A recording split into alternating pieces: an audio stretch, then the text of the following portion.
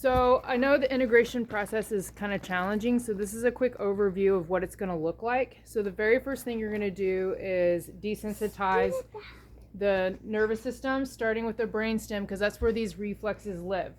So you're going to take a sock and turn it inside out, and you're literally going to rub the back of their head, and that's where the brainstem originates. So if you go mid-ear and you rub until your hand is numb.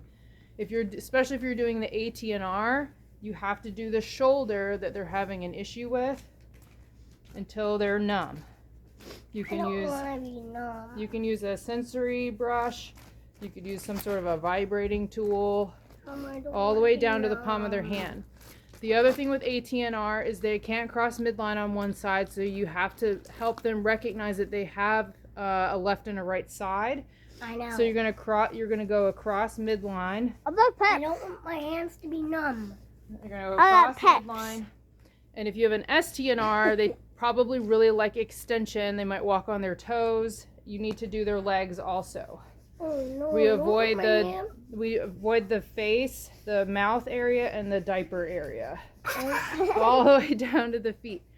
Now, the next part that's really important is eye tracking. So if they have an ATNR reflex, they probably don't cross midline well on one side with their eye also.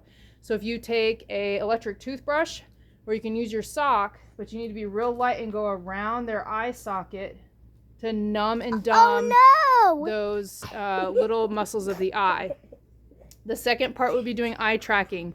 You can use a tactical flashlight that has a red light and a clicker, because vision and hearing wire really well together in the brain.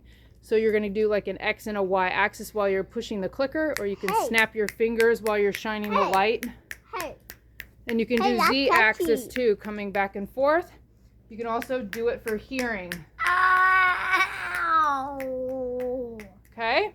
Another one that's really important is the inner ear. So you're talking about the 3 tubes on the inside that tell you your body if you're upright.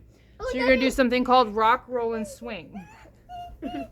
So to get the inner ear, you need to rock, roll, and swing. Which one did we do? Yeah, this one. So if you're trying to numb and dumb the inner ear, you need a minimum of 20 reps per each. A sensory swing works really great. If your kid's too heavy to pick up, you could put them in a sheet, and mom and dad could hold both ends of the sheet and do rock, roll, and swing. Really happy, fun music also helps stimulate the limbic system, which crosses both lobes of the brain. We also want flowery smells. Smell integrates more brain cell stimulation, and then taste. So a citrusy taste in their mouth, so sucking on an orange slice or something like that. Hello. So after you've done a lot of this sensory input, you can actually start to stretch the reflexes. So if they have, say, an ATNR where they fall here, or when we did the test, they fall to one side, stretching the neck, stretching the bicep. If they have a little bit of a torticollis, start doing your torticollis type rehab at that point. If it's an STNR and they walk on their toes, stretch their calves, putting them more into flexion, and then that's enough. Then you do the integration exercises that I sent you on the email.